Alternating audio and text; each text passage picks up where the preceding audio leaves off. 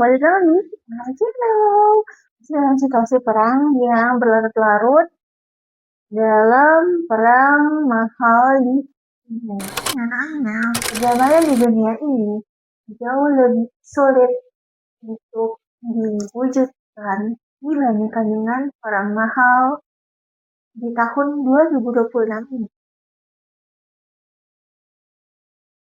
Apakah perang merupakan suatu kebodohan atau kesalahan yang ada di tahun 2026 ini untuk mewujudkan perdamaian di dunia?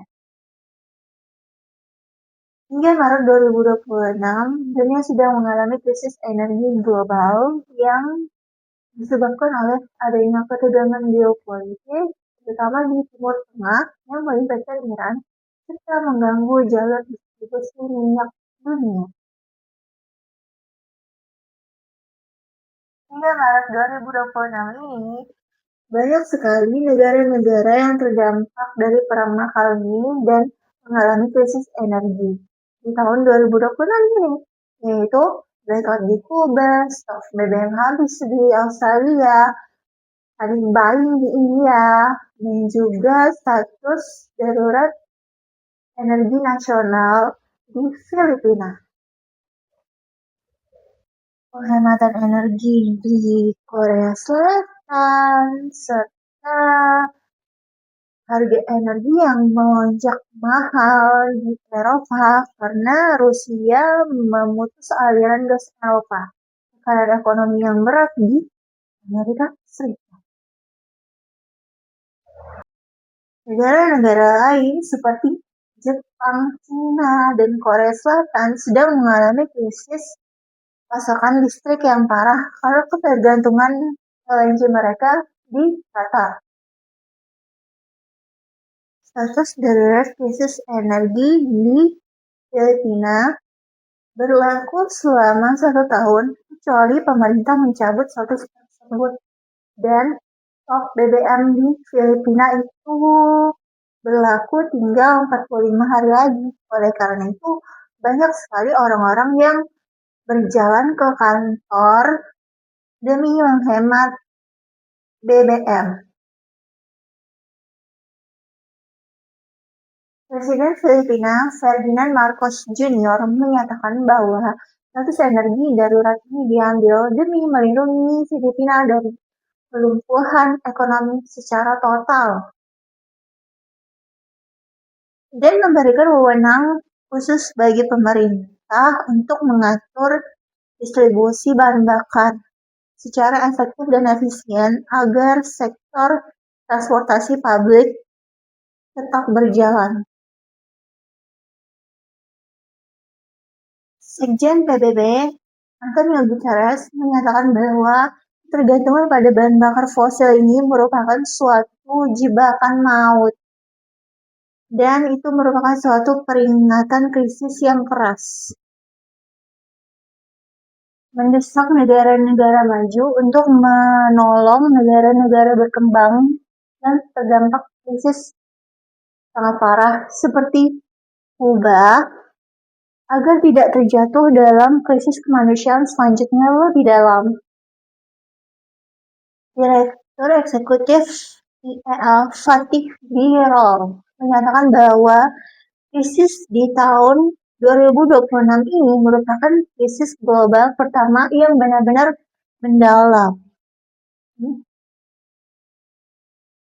Direktur Eksekutif IEA Fatih Birol menyatakan bahwa pelepasan cadangan minyak sebesar 400 juta barel itu merupakan suatu solusi sementara dan menyarankan bahwa seluruh dunia harus beralih ke energi baru terbarukan, beralih dari fosil.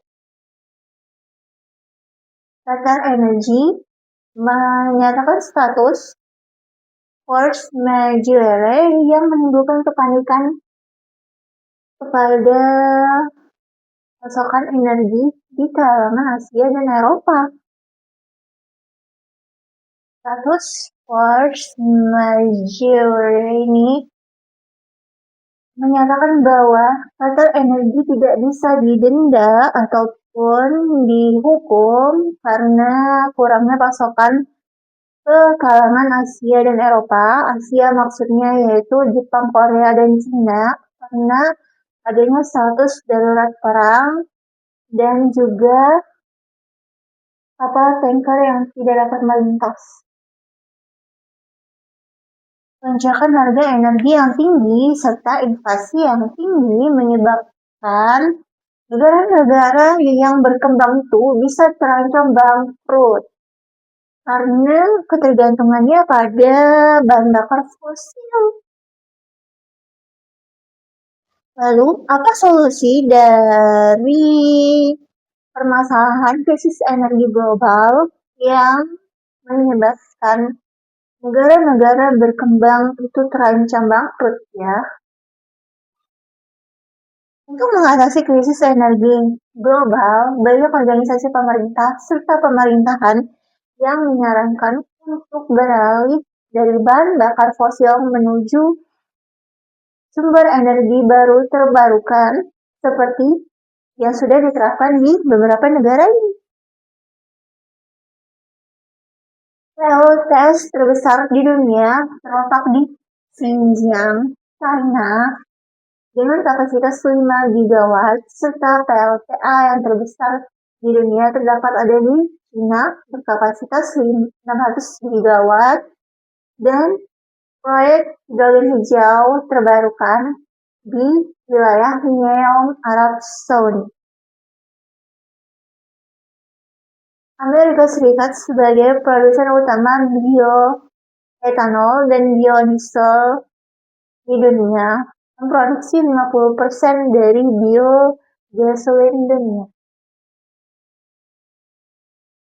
Krisis energi ini bisa menyebabkan biaya produksi yang tinggi sehingga inflasi tinggi, pengangguran besar, sementara investor yang berkurang, dan juga meningkatkan hutang. Dan semua harus tahu kalau tingkat hutang yang terbesar di dunia ini jatuh pada negara Amerika dan Tiongkok menurut laporan IMF.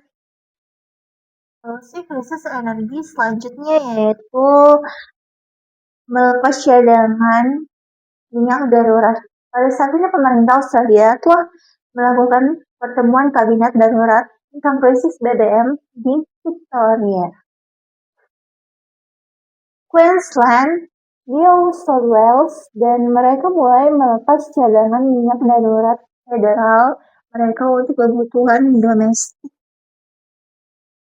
Solusi selanjutnya yaitu program kebijakan memanfaatkan biofuel di Indonesia, yaitu B50, yang artinya 50% memanfaatkan bahan bakar nabati dari minyak sawit dan 50% bahan bakar dari diesel atau solar di Indonesia. Program B50 ini sebelum diberlakukannya program B100, yaitu 100% bahan bakar nabati minyak sawit yang akan menjadikan Indonesia sebagai pemimpin dunia dalam bahan bakar berbasis nabati. Solusi berikutnya adalah jalur pipa alternatif. Selain melewati Selat Hormuz, terdapat 3 pipa utama yang menyalurkan minyak mentah. Selain melewati Selat Hormuz, ini dia jalur pertanyaan. Pipa Timur Barat Petroline Arab Saudi, pipa Abu Dhabi Adcock UEA, dan pipa Irak IPSA, Tanjung Harapan, dan rute Laut Utara. Gimana jalur darat yang mempunyai kapasitas 9 juta BPD itu selain melewati Selat Hormuz ya, tetap saja masih belum mencukupi kebutuhan minyak mentah melewati jalur yang biasanya lewat Selat Hormuz, yaitu 20 juta bpd, sehingga mengalami kenaikan harga minyak yang tinggi, yaitu 100 US dollar per barel. Solusi krisis energi global selanjutnya dikemukakan oleh Duta Besar Filipina, Jose Manuel Romualdez. Duta Besar Filipina, Jose Manuel Romualdez, sedang bernegosiasi dengan Departemen Luar Negeri AS untuk mendapatkan waiver atau pengecualian sanksi, yaitu untuk dapat membeli minyak dari negara-negara yang terkena sanksi AS, termasuk Venezuela, Rusia, dan juga Iran, dalam waktu 30 hari. Lalu bagaimana jika krisis energi ini kita biarkan? Kalau misalkan krisis energi ini kita biarkan, maka akan terjadi lonjakan inflasi yang tinggi dan kenaikan suku bunga yang tinggi. Hal ini menyebabkan blackout di mana-mana, termasuk di beberapa negara yang mengalami krisis energi. Karena pemerintah akan membayar harga mahal untuk kebutuhan energi mereka di negara mereka, sementara tidak untuk beberapa barang vital yang mereka butuhkan. Jadi gimana? Perang mahal di Timur Tengah ini menyebabkan banyak negara mengalami kesusahan dalam menghadapi krisis energi global. Kalau ini terjadi, ya tentunya utang semakin bertambah ya. Dan harusnya mereka belajar dari beberapa negara yang tidak mempunyai utang sama sekali, seperti Liechtenstein dan juga Macau. Atau kita juga bisa belajar dari proyek-proyek masa depan di wilayah Neom dan juga Arab Saudi,